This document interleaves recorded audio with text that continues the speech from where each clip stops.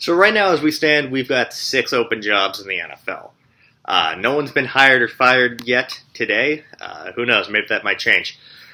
But I figured, why not try to do something, play a little bit of matchmaker, maybe rank these jobs from worst to best. So let's get right into this. Number one, the favorite for me, and I think amongst everyone, is that Denver has the most attractive job opening. They just missed the playoffs this year. They have the 20th pick.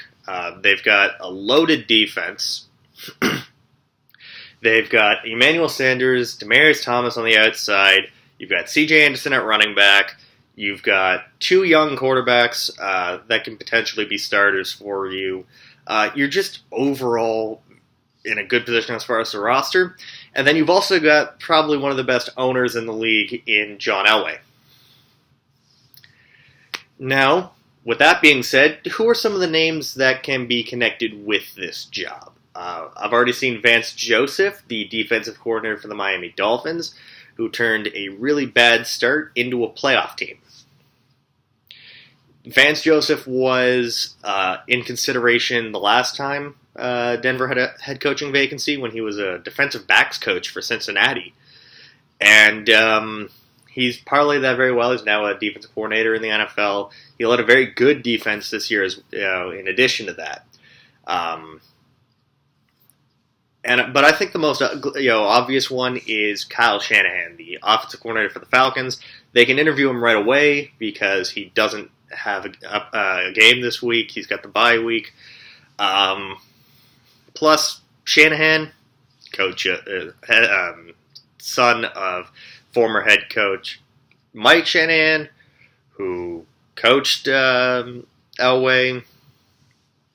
Kind of like how Kubiak was Elway's backup. There's a growing theme here with the Broncos that they like to hire guys that Elway knows personally, and I think that may continue here. And I think that finally Kyle Shanahan's going to get himself a head coaching job in the NFL. Number 2 is the LA Rams. I know what you're thinking. How the fuck are the Rams the second best job available?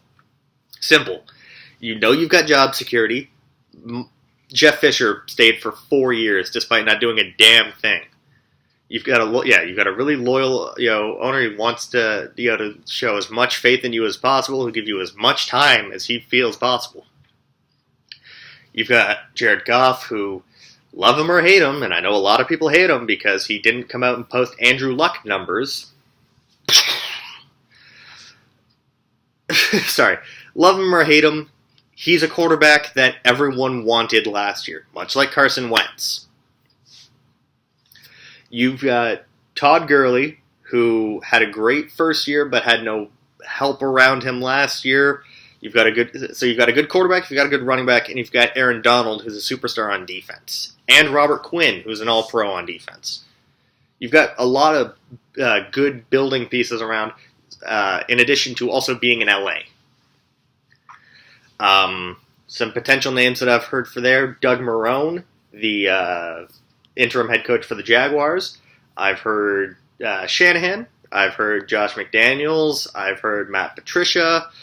There are a few other names I'm sure I'm missing, but those are the most pressing ones that I've heard. Number 3 is San Diego Chargers. Now, question number 1 with the Chargers is, how long are you still going to be in San Diego? Maybe they move to LA. I mean, that's kind of looming over your head. Maybe they might decide if you're hired and they move, that you're going to be fired anyways. But for the time being, you've still got Phillip Rivers and Antonio Gates. You've got Melvin Gordon. You've got Keenan Allen, if he can stay healthy. You've got Joey Bosa, Jerry Atachu, Melvin Ingram, Casey Hayward, Jason Verrett. You have a lot of really good young players around. Well, good players, and then you've also got a young nucleus around them. And I think that there's only been 2 names that have been reported so far. San Diego said in their press conference yesterday they're keeping things very close to home. They're not really sharing a lot of stuff. But Matt Patricia's name has been linked, and that they've already asked permission. And they've also asked permission for, I believe, Vance Joseph, again, the defensive coordinator from Miami. For me, obviously, again, number one guy that I would go after would be either Kyle Shanahan, but I don't think they'd even get a chance. I think Denver would snatch his ass up in a minute. So for me, I'd actually rather prefer that it would be either Vance Joseph or Josh McDaniels. Number 4, the Jacksonville Jaguars. Now, the Jags, again, had a just atrocious year. They had a lot of guys that were really young, but they didn't know how to use them. Gus Bradley did his defense no favors by making high-profile acquisitions play outside of what they're comfortable at, like Malik Jackson, who was a 3-4 defensive end who you moved inside, and you paid him $90 million to do so. You have a roster that's built for a 3-4 defense, and you force them into a 4-3 because that's what Gus Bradley does. Why not go for someone who can run a 3-4? I don't know who that would be, but just get someone. Get someone that's going to run a 3-4 and fix that defense. You have Jalen Ramsey and Myles Jack, and I'm still trying to figure out how the fuck they managed to pull that one off. You've got, again, really good young players like Allen Robinson, Allen Hurns, Marquise Lee on offense. TJ Yeldon might be able to turn around and actually be able to show he's a decent football player. Or not, but, that remains to be seen. Question number 1 for whatever coach takes over in Jacksonville is, do you trust Blake Bortles? Listen, David Caldwell probably does trust Blake Bortles. He picked him 3rd overall. He reached like a motherfucker on him, but, the organization wants to show that Blake Bortles is their guy. If you don't think Blake Bortles is their guy, stay clear of this job. You won't get this job. But you need to find someone that's going to maximize your talent, and you also have a lot of young talent to work with, which is what makes this an attractive job opening. Number 5 is the Buffalo Bills. The clear favorite for that job is interim head coach Anthony Lynn, who had a rise unlike anything I've ever seen before. He started the year as assistant head coach and running backs coach. Then Greg Roman gets fired, so he becomes assistant head coach and offensive coordinator. Then Rex Ryan gets fired, and he becomes assistant head coach / interim head coach. So he's assisting himself. And the early favorite for the head coach job. I've never seen a rise like this before, where you get 2 promotions in the span of about 2 months in the NFL level, which is just nuts. Listen, Buffalo, they've got a lot of okay talent. Sammy Watkins can't stay healthy. LaShawn McCoy is approaching 30. You don't have a quarterback, because Tyrod Taylor in 2 years has gotten them 7-9 and 7-9. So I don't get where all of this Tyrod Taylor as a franchise quarterback shit is coming from. If you've been there 2 years and you're just mediocre at best with him, you're not a franchise quarterback. You're a starting caliber quarterback, but you're a low-end starting caliber quarterback. Your offensive line is okay. Your defense has taken a step back each of the past 2 years. The general manager makes really bad draft decisions at times in Doug Whaley. And, you'd have to coach in Buffalo. Anthony Lynn is the clear favorite. Rumor has it that Gus Bradley would be his defense coordinator. Okay. I haven't heard any other names linked to Buffalo. But really, man, Buffalo really fucked themselves over due to Rex. And last but not least, but last and certainly least is the San Francisco 49ers. This legacy franchise has been turned into an absolute joke over the past couple of seasons. And you can trace the exact moment it happened. It's when Jed York fired Jim Harbaugh. They had gone to a couple of NFC championships in a row and a Super Bowl in that time. And Jed York said that wasn't enough anymore. They had a 9-7 year or 8-8 year, and they fired Harbaugh. What the fuck? Then they hire Jed York's lackey in Jim Tomsula. He leads them to a terrible season, and they fire him after 1 year. Then they hire Chip Kelly. You guys saw my videos on Chip Kelly last year. Why the fuck would you hire Chip Kelly?